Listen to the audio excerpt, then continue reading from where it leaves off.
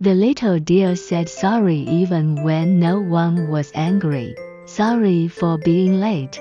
Sorry for being quiet. Sorry for taking space.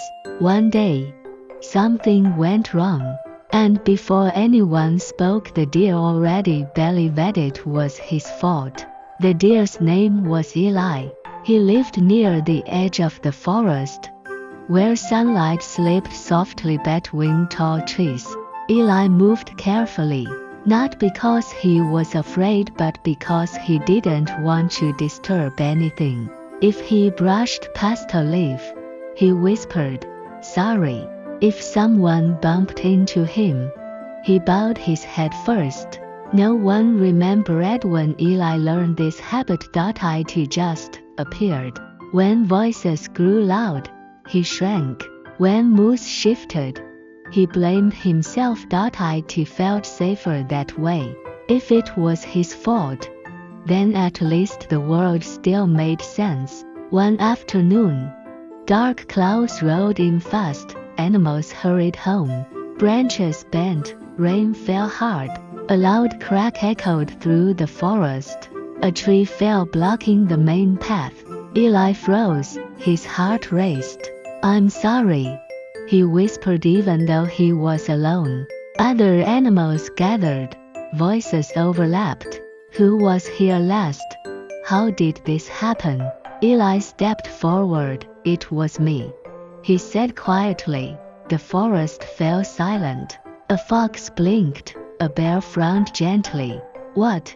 the bear asked. "The storm did this." But Eli shook his head. "I should have noticed the clouds earlier. I should have warned everyone. I should have." His voice cracked.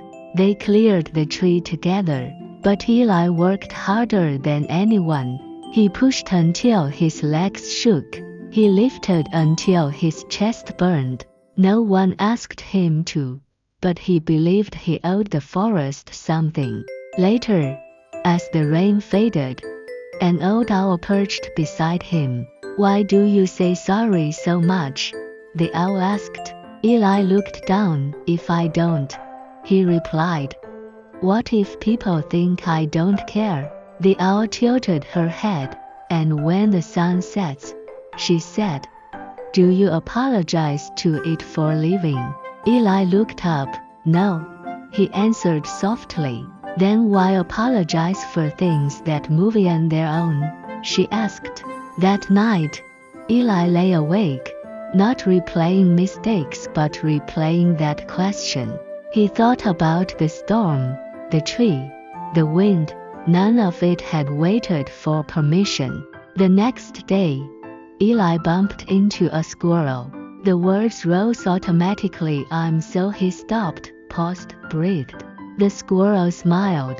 "No worries," she said, and ran off. Eli still apologized, just less. Sometimes he replaced it with, "Thank you for waiting. I didn't mean to. I'm learning." Each new phrase felt heavy but freeing. Weeks passed. Eli noticed something new. When he stopped apologizing, people didn't leave. They stayed. They listened. Some even apologized to him. Eli still cared deeply. That never changed. But he learned something important. Caring doesn't mean carrying everything. And kindness doesn't require guilt. Sometimes, nothing is wrong, and you don't need to say sorry to exist.